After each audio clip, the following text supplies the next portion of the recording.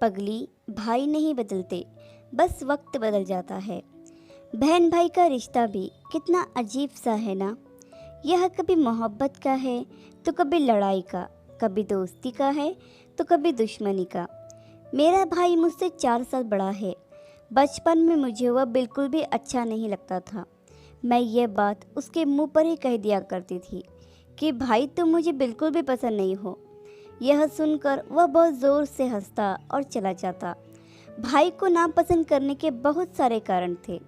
वह कभी मुझे सुकून से बैठने नहीं देता था, हर समय तंग करता रहता। मुझे तंग करने में उसे बड़ा मज़ा आता।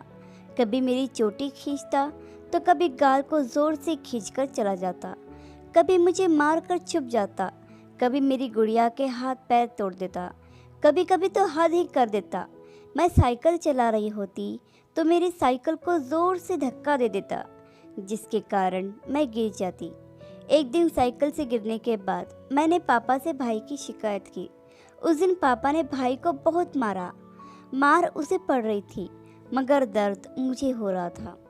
उसे मार खाता देख मेरी आंखों से आंसू बहने लगे। जब पापा चले गए तो मैं भाई के पास आई और रोते हुए कहने लगी, सॉरी भाई, मुझे माफ़ करना। मैं अगली बार से कभी आपकी शिकायत नहीं करूँगी पापा से। मगर यह क्या, मेरा पागल भाई हंसते हुए कहने लगा, तुम मेरी शिकायत कर या ना कर, लेकिन मैं तुम्हें तंग करना नहीं छोड़ूंगा। भाई की हंसी और बात सुनकर मैं आश्चर्यचकित रह गई। मेरा भाई कितना ढीठ है, इतना मार खा कर भी हंस रहा है और अपनी हरकतों से बाज नहीं आ रहा। समय यूं ही बीतने लगा, लेकिन भाई ने मुझे तंग करना नहीं छोड़ा। एक दिन मैंने माँ से कहा, माँ मुझे भैया बिल्कुल पसंद नहीं है, वह मुझे बहुत परेशान करते हैं। उस दिन माँ ने जो बात कही वह सुनकर मैं आश्चर्यचकित रह गई। माँ ने कहा, क्या तुम्हें वही भाई पसंद नहीं जो तुम्हें बहुत प्यार करता है? मैंने माँ से कहा, माँ ये कैसी बात कर रही हो? भाई मुझसे कैसे प्यार करते हैं? वह तो मुझे बिल्कुल भी पसंद नहीं करते होंगे, इसीलिए तो मुझे इतना परेशान करते हैं, हर समय तंग करते रहते हैं। माँ मुस्कुराई और कहने लगी, ऐसी बात नहीं है बेटा, भाइयों का यही प्यार जताने का तरीका होता है। वह ऐसे ही अपने बहनों को तंग करके अपना प्यार जताते हैं। तुम्हारे मामा भी ऐसे ही थे, मुझे भी उनसे हमेशा यही शिकायत रहती थी। लेकिन जब मेरी शादी हुई तो सबसे ज़्यादा याद आने वाले वही है। उनके उस शैतानियों और मुझे तंग करना बहुत याद आता है। जब मैं मायके जाती हूँ तो सबसे पहले आगे बढ़कर वही मेरा स्वागत करता है, मुझे गले से लगाता है और मेरी हर फरमाइश पूरी करता है। तुम देखना, आज जो भाई तुम्हें इतना तंग कर रहा है ना, कल वही तुम पर सबसे ज़्यादा प्यार लुटाएगा। माँ की एक बात सुनने के बाद मैं भाई से गुस्सा करना छोड़ दिया। धीरे धीरे मेरे और भाई की दोस्ती होने लगी। समय बीतता गया। अब भाई कॉलेज में पहुंच चुका था और मैं 8वीं कक्षा में थी। भाई कभी कभी कॉलेज बंक करके फिल्म देखने जाता और जब मैं उसके कपड़े समेटने जाती तो उसके बटुए में से फिल्म की टिकट निकलती। मैं उसे ब्लैकमेल करने लगती तो वह मुझे 10 रुपये दे देता और कहता कि पापा से नहीं कहना, मैं तुम्हें फिल्म की पूरी स्टोरी बताता हूँ। फिर वह मुझे फिल्म की पूरी स्टोरी सुनाता। लेकिन हाँ, मेरा भाई पढ़ने में बहुत ही होशियार था, हमेशा प्रथम आता था। भाई कॉलेज से यूनिवर्सिटी गया और फिल्मों की जगह अब यूनिवर्सिटी की किस्से कहानियों ने ले ली थी। कभी किसी फंक्शन या शादी में जाने के लिए अगर मैं थोड़ा सा मेकअप ज़्यादा कर लेती तो कहता, अरे मैं तो देखकर डर गया, ऐसा लग रहा है जैसे कोई चुड़ैल मेरे सामने आ गई हो। उसकी बात सुनकर मुझे बहुत गुस्सा आता और रोना भी आता, तो वह मेरे गालों पर हल्का सा चपेट मारकर कहता, तू तो वैसे भी बहुत सुंदर दिखती है, तुझे इतना ज़्यादा मेकअप थोपने की कोई ज़रूरत नहीं है।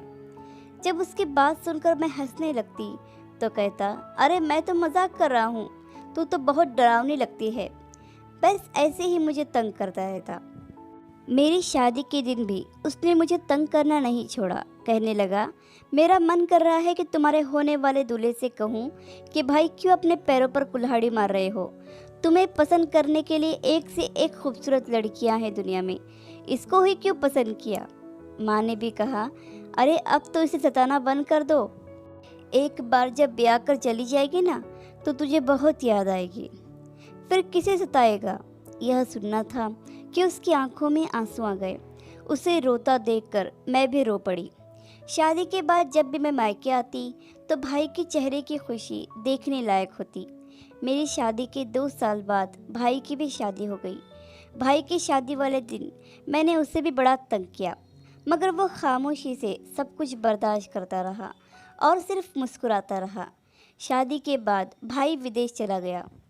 मेरे पति को भी विदेश में जॉब मिल गई, लेकिन भाई कनाडा में था और हम इटली में। हम दोनों भी अलग अलग महीने में इंडिया थे, इसलिए 3 साल तक मेरे भाई से कोई मुलाकात न हो सकी। मैं कई बार सोचती कि भाई के पास चली जाऊं, लेकिन पति का काम और बच्चों के स्कूल के चलते यह ना हो सका। मैं फ़ोन पर भी भाभी से तो बहुत सारी बातें करती, मगर भाई से ज़्यादा बातें नहीं हो पाती थी। बस कभी कभी वीडियो कॉल कर लेती। एक दिन भाई का कॉल आया। भाई मुझसे कहा कि तुम्हारा इंडिया जाने का प्लान कब है, मुझे बता दो, मैं उसी समय इंडिया आऊँगा। तुमसे मिले हुए बहुत साल हो गए। भाई की यह बात सुनकर मेरी आंखों में आंसू आ गए, क्योंकि मैं तो यह सोच रही थी कि शादी के बाद मेरा भाई मुझे भूल गया है। मेरी माँ ने तो कहा था कि भाई अपनी बहनों से बहुत प्यार करते हैं, लेकिन मुझे लगा था कि मेरा भाई ऐसा नहीं है। मगर जब भाई की कॉल आई तो मैं अपने आप को रोने से नहीं रोक सकी और फिर हम दोनों एक ही समय पर इंडिया चले गए। भाई मुझसे मिलने मेरे घर आया।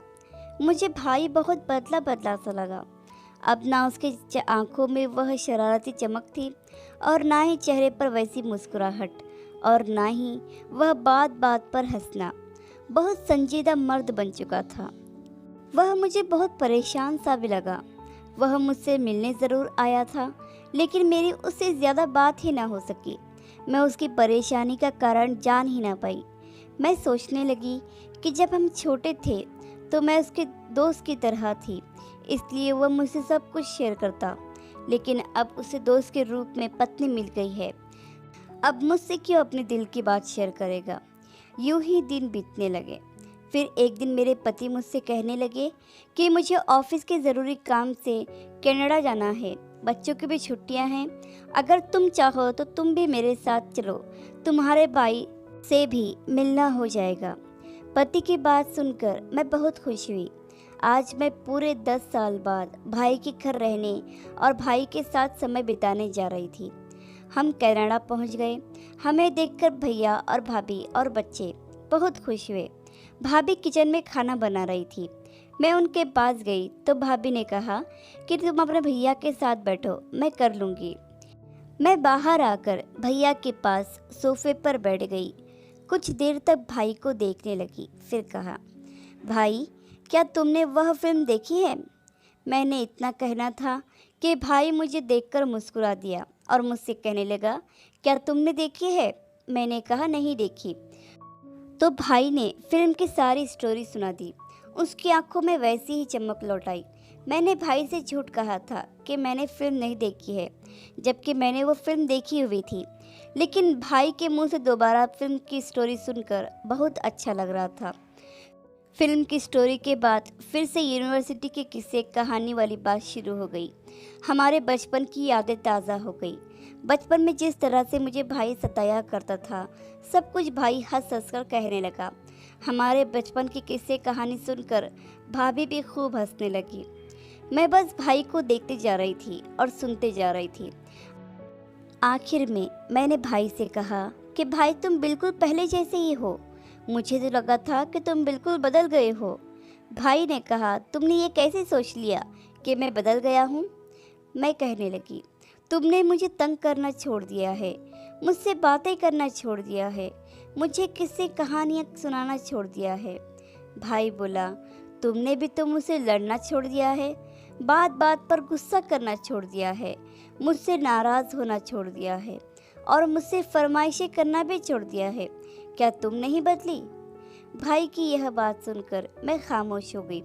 वह मुस्कुराया, मेरे पास आकर मेरे गालों पर हल्की सी चपेट लगाई, जैसे वह बचपन में लगाया करता था, और बोला, पगली, भाई नहीं बदलते, बस वक्त बदल जाता है। आशा करती हूँ कि भाई बहन की प्यार भरी ये कहानी आपको पसंद आई होगी। कहानी पसंद आई हो तो लाइक और शेयर ज़रूर कीजिए और हमें कमेंट करके बताइए कि आपको ये कहानी कैसी लगी। वीडियो देखने के लिए, कहानी सुनने के लिए आपका बहुत बहुत धन्यवाद।